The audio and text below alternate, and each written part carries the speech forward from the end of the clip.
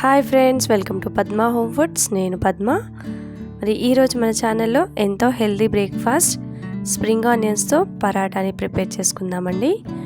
మరి ప్రిపరేషన్ అయితే చాలా సింపుల్గా ఉంటుంది. ముందుగా ఒక మిక్సింగ్ బౌల్ తీసుకోండి. అందులోకి 1/2 కప్పు మేజర్తో 1.5 కప్పు గోధుమ పిండిని వేసుకోండి. అందులోకి సన్నగా తరిగిన స్ప్రింగ్ ఆనియన్స్ని ఒక 1 కప్పు వరకు యాడ్ చేసుకోండి.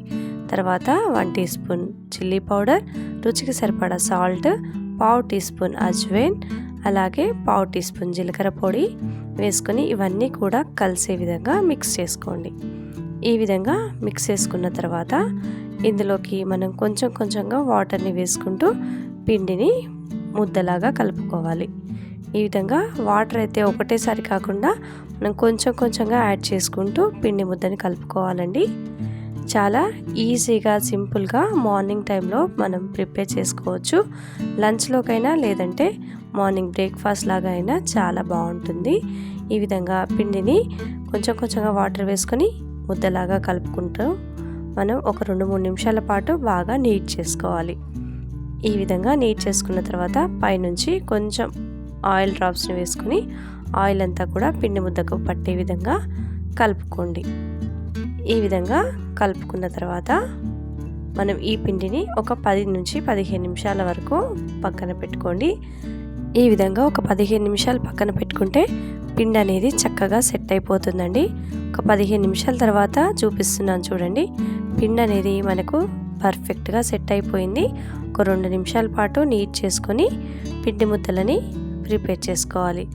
ఈ విధంగా పరాటాకి కావలసిన పిండి ముద్దను ఈ విధంగా మనం అన్నీ కూడా ప్రిపేర్ చేసి పక్కన పెట్టుకోండి. ఇప్పుడు చపాతీ కర్ర అలాగే పీట తీసుకొని కొంచెం కొంచెంగా పిండి చల్లుకుంటూ మనం అచ్చం చపాతీ ప్రిపేర్ చేసుకున్నట్టే మనం పరాటాని ప్రిపేర్ చేసుకోవాలండి. ఈ విధంగా చూడండి, పిండిని కొంచెం కొంచెంగా చల్లుకుంటూ మరీ మందంగా కాకుండా మరీ పల్చగా కాకుండా పరాటాని తాల్చుకోవాలి. ఈ విధంగా అన్నీ ఒకటేసారి తాల్చుకోవచ్చు, లేదంటే ఒక్కొక్కటిగా చేస్తూ కూడా కాల్చుకోవచ్చు. ఈ విధంగా పరాటా ప్రిపేర్ చేసిన తర్వాత పైన ఉన్న డస్ట్ని అంతా తీసేసుకోండి. లేదంటే కొంచెం పిండి పిండిగా అనిపిస్తుంది కదా. ఈ విధంగా పరాటాలని నేను 2 తాల్చుకున్న తర్వాత నేను కాల్చుకున్నానండి.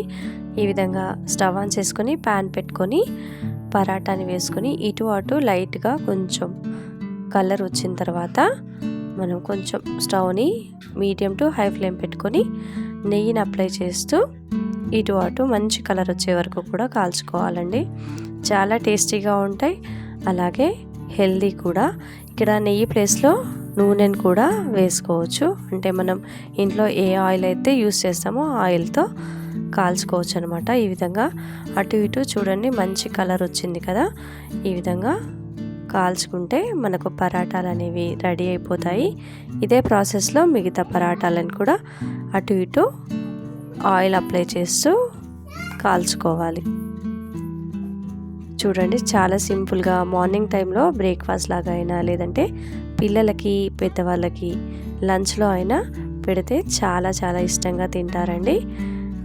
ఈ విధంగా కాల్చుకొని మనం ఏ టమాటో చట్నీ అయినా లేదంటే ఏ కర్రీ అయినా కూడా బాగుంటుంది, లేదంటే రైతాతో తిన్నా కూడా చాలా టేస్టీగా ఉంటుందండి. మరి ఈ రెసిపీ కనుక మీకు నచ్చినట్లయితే మీరు కూడా మీ ఇంట్లో ట్రై చేయండి. మీకు ఎలా అనిపించిందో మీ ఫీడ్బ్యాక్ని కామెంట్లో తెలియచేయండి. వీడియో నచ్చినట్లయితే తప్పకుండా లైక్ చేయండి, షేర్ చేయండి, సబ్స్క్రైబ్ చేసుకోండి. Thanks for watching.